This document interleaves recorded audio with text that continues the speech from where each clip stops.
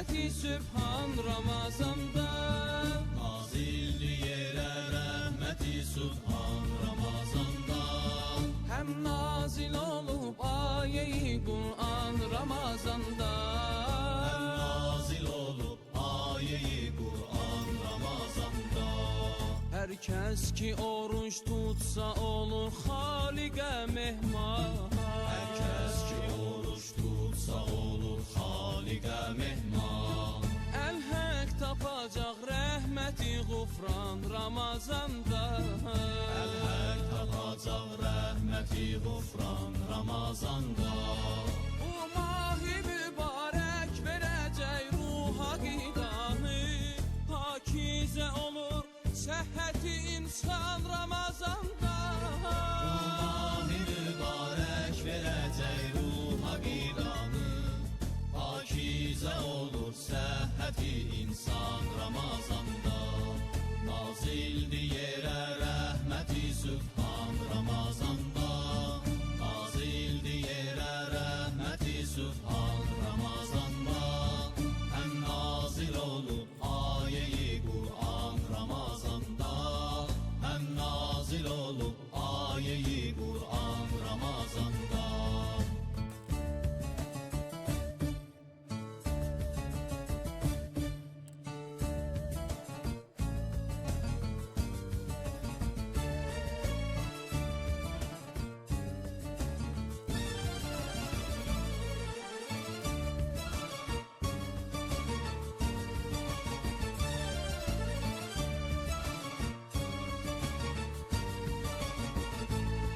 Əhya gecəsi çöktü bütün aləmə zülmə Əhya gecəsi çöktü bütün aləmə zülmə Çınqana batıb ol Şəhi Mərdan Ramazanda Çınqana batıb ol Şəhi Mərdan Ramazanda Bu mahi mübarək verəcək ruha qidanı Pakizə olur səhhəti insan Ramazanda Mahi mübarək verəcək ruha qidanı Pakizə olur səhhəti insan Ramazanda İslam Peyğəmbəri buyurur, hər bir şeyin qapısı var və ibadətin də qapısı orucdur.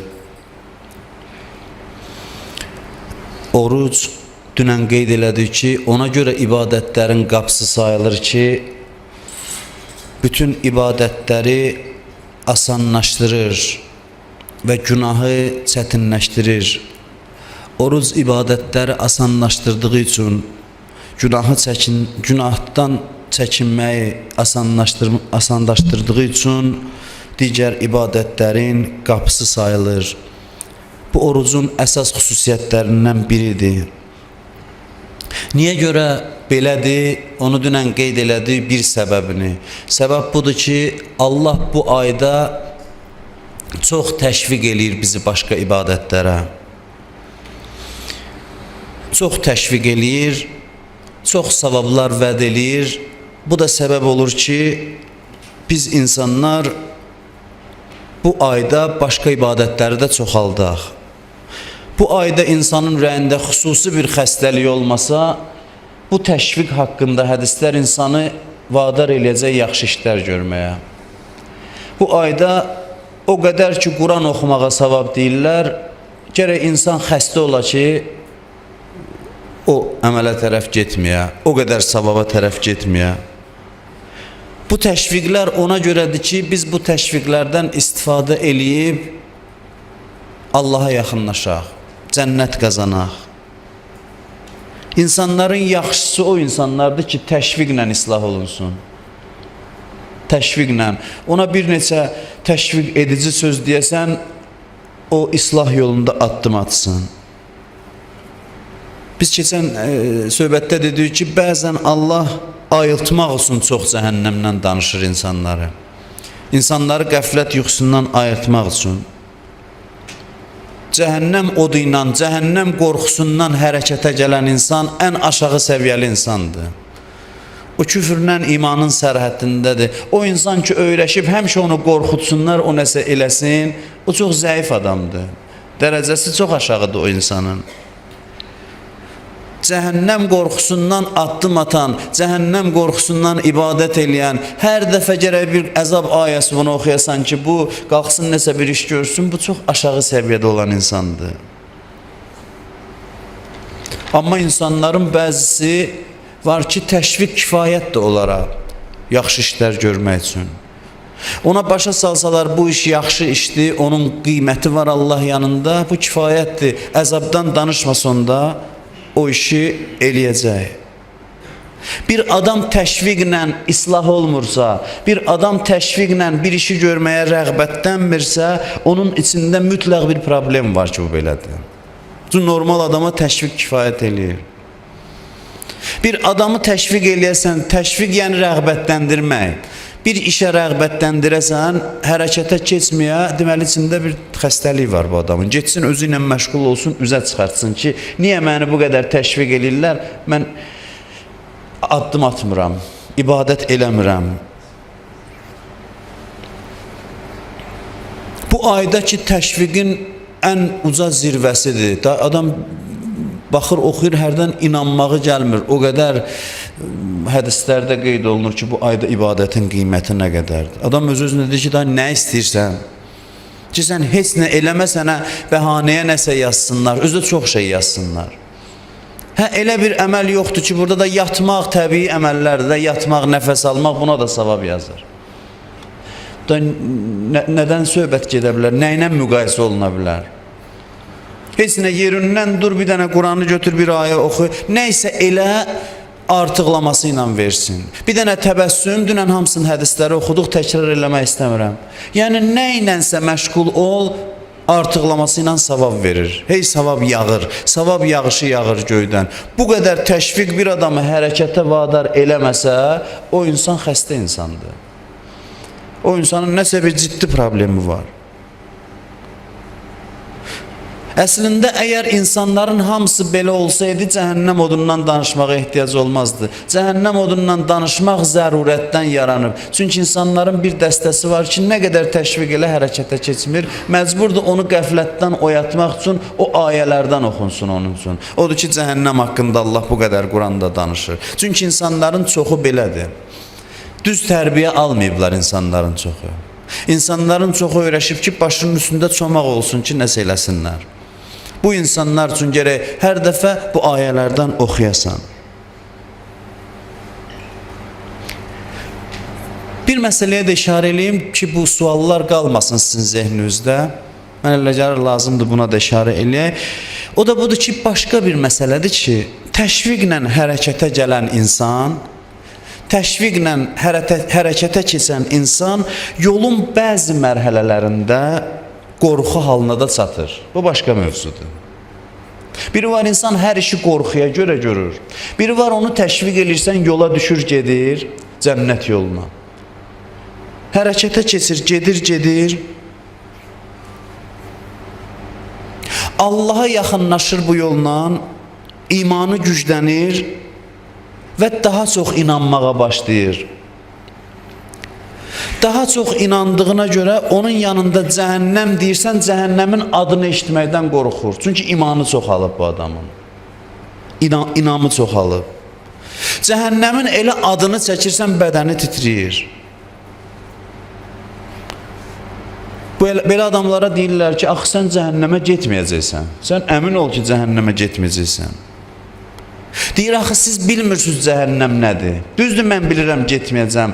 Amma o elə bir yerdir ki, siz bilmirsiniz. Onun adını çəkəndə, o adamın gözünün qabağında canlananda adam qorxuya düşür, bədəni titriyir. Övliyaların Allah qorxusu, cəhənnəm qorxusu bu deməkdir. İman çoxaldıqca pərdə gözün önündən çəkilir, insan onları görür və ora getməsə belə ondan qorxur. Çünki ora qorxunc bir yerdir. Peyğəmbər titriyirdi hamıdan çox. Elə bildim bir qiyamətdir. Neçə surə var Quranda, qiyamət surəsidir. Deyir, onlar mənim saçımı ağartdı, məni qocaltdı. Qiyamət haqda olan surələr. Əleyhissalam necə titriyir?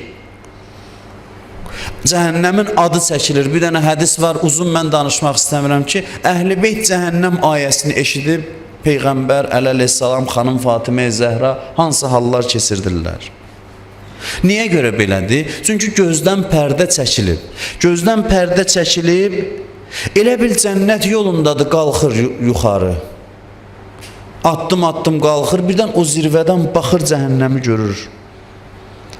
Vay vay deyir, bu nə vəziyyətdir, bu nə yerdir, bu nə qorxunc bir məkandır.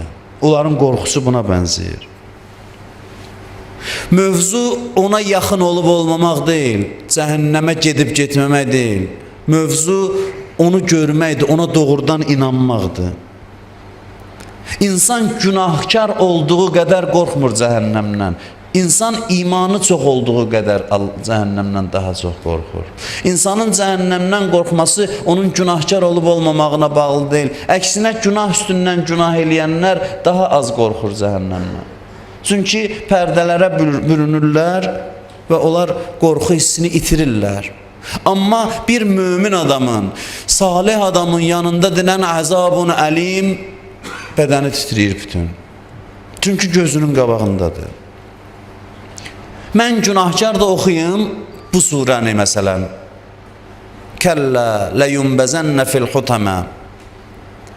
Bunu mən də oxuyum, əleyhissalam da oxusun. Mən oxuyuram, heç nə təsir eləmir.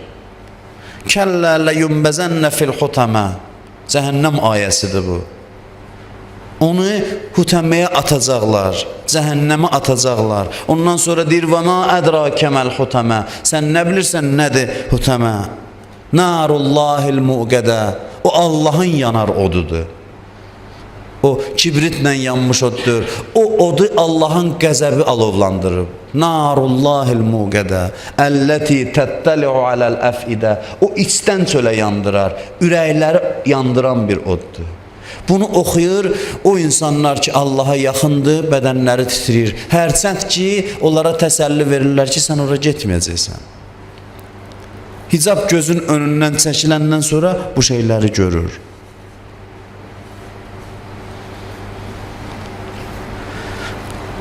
Allah da görür, bunlar sakitləşmir.